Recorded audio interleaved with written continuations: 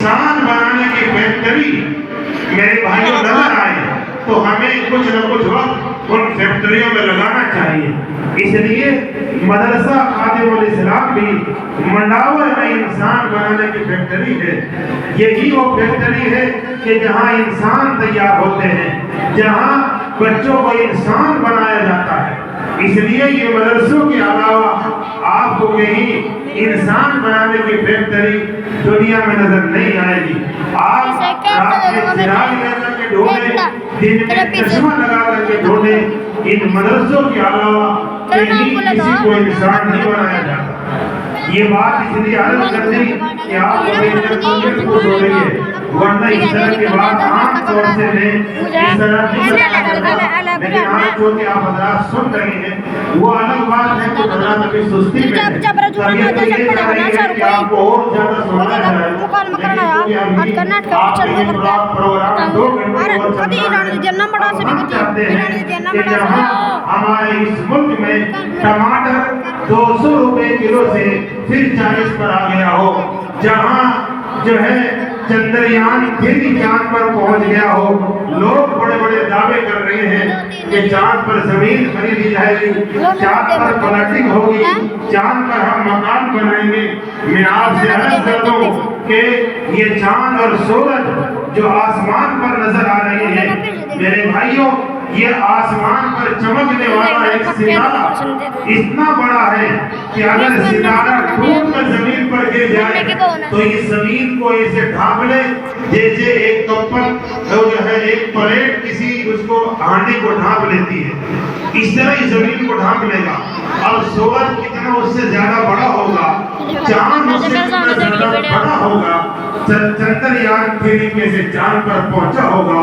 یہ میرا اور آپ کا دماغ, یہ میرے بھائیو اللہ نے دماغ اسی لیے دیا ہے. اس لیے اور چاند کی جو ٹھنڈک ہے, سورج کی جو گرمی ہے, وہ یقیناً میرے اور آپ تک جو اس کی ٹھنڈک اور گرمی پہنچتی ہے, اس کے اور زمین کے درمیان میں 70,000 نور کے پردے ہیں. ان 70,000 نور کے پردوں میں چھن کر کے یہ ٹھنڈک چاند کی اور یہ گرمی سورج کی میرے اور آپ تک پہنچتی ہے. چندریان پھر کیسے چاند پر پہنچا, یہ یقیناً میرے بھائی اور بزرگوں ایک بڑی بات ہے. اس لیے میری آپ سے درخواست ہے کہ ہمیں یقیناً اپنے قرآن پر, اپنے مذہبی تعلیمات پر مکمل عمل کی ضرورت ہے.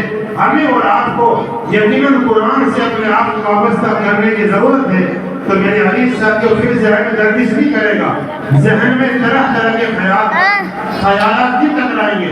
اس لیے بہرحال جہاں چندریان پھر چاند پر پہنچے, ٹماٹر 200 روپے کلو سے پھر 40 کلو پر آ گیا ہو, جہاں سماج اور معاشرہ یقیناً ڈگمگا رہا ہو, جہاں لوگ روزانہ سوتے وقت اپنے دلوں میں نہ جانے کیسے خیالات ان کے دلوں میں کروٹیں بدلتے ہیں, جہاں سماج اور معاشرہ یقیناً بربادی اور تباہی کے اس دہانے پر پڑا ہو کہ جہاں میرے بھائیوں انسان سوچ بھی نہیں سکتا تھا, ایسے ماحول میں میں آپ سب حضرات کے روبرو اس شخصیت کو پیش کر رہا ہوں کہ جن کی طرف آپ حضرات کی نگاہیں بار بار اٹھ رہی ہیں.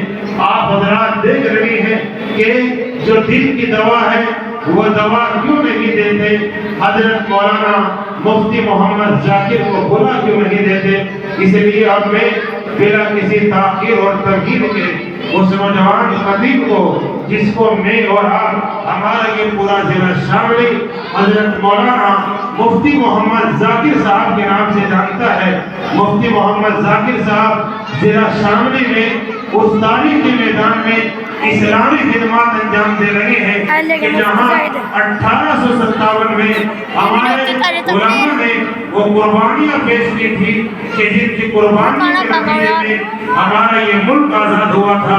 اسی شاملی کے تاریخی میدان میں واقع جامعہ حافظ ضامن شہید سے تشریف لائی حضرت مولانا مفتی محمد ذاکر صاحب آپ سب حضرات سے خطاب فرمائیں گے. آپ سب حضرات توجہ کے ساتھ سنیں اور دلجمعی کے ساتھ بیٹھیں.